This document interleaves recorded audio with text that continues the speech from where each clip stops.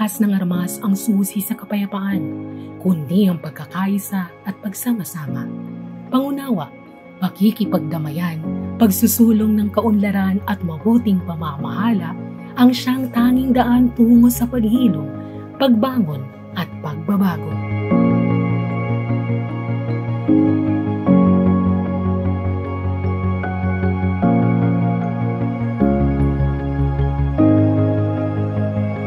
Ito ang kwento ng lungsod ng Isabela.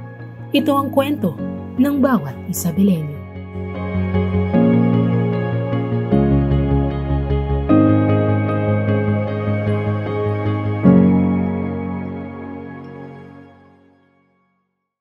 Sa loob ng mahabang panahon, ang lungsod ng Isabela ay matagal na nagdusa sa kuko ng teroristang grupo na Abu Sayyaf Group.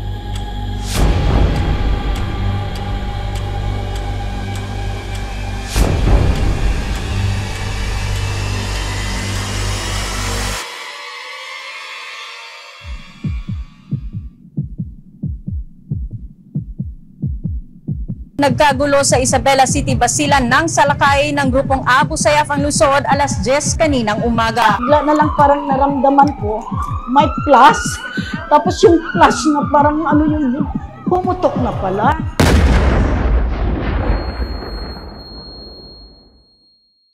Pagkalipas ng kalahating oras, sumabog ang isa pang bombang kinarga sa motorsiklong ito malapit sa Santa Isabel Church. Halos masira ang simbahan sa tindi ng pagsabog. Tumilapon ako mga 2 metro lang. Galing saan ako nakatayo. Ano talaga mangyari? Mamamatay na ako sa ngayon, sabi ko.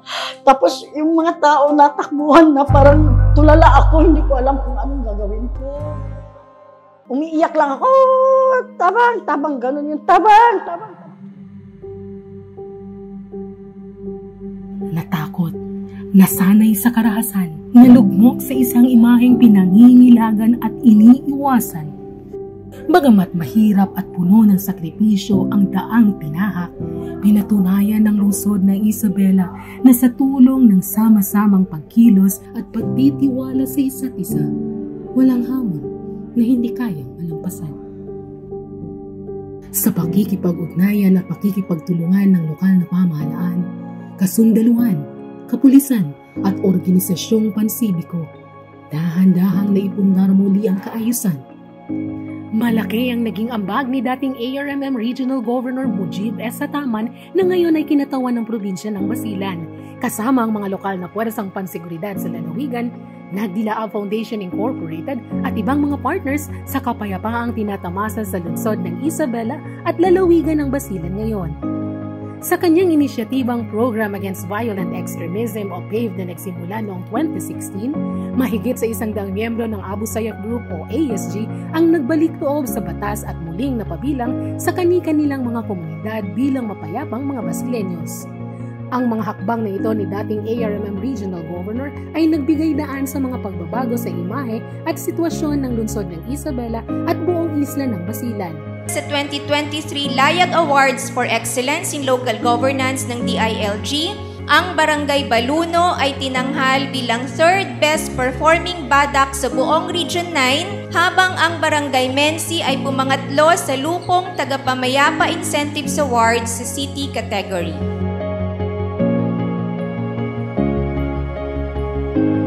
Mula 2020 hanggang sa salukuyan, nasa halos 50 milyong pisong halaga ng suporta ang ating naibigay sa ating mga kasangga sa seguridad.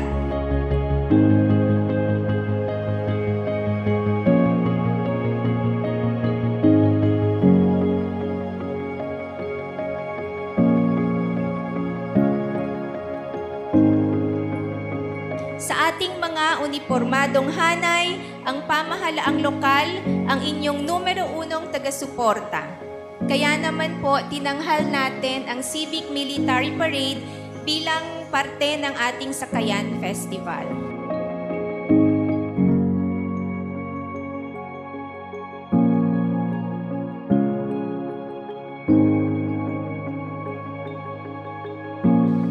Dahil na rin sa hamon na ipinataw ng pagbabago ng klima, naging matalino at masusi ang paggamit ng ating 5% pondo ng LDRMM. Kaya naman ang pagsisikap na ito ay nagbunga sa ating pagiging isa sa 723 fully compliant LGUs sa buong Pilipinas noong ika-23rd Gawad Kalasag Seal and Special Awards for Excellence in DRRM.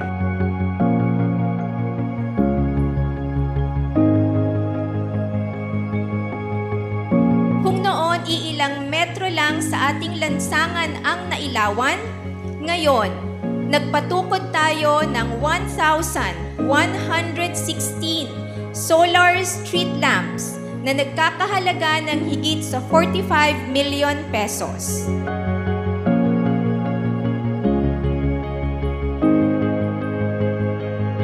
Malayo na rin ang ating nilakbay para makamit ang kapayapaan na matagal na nating inasam-asam. Sa ating patuloy na pakikipagtulungan, naway patuloy natin tahakin ang landas ng kapayapaan at kaunlaran tungo sa isang mapayapa at masayang lungsod ng Isabela.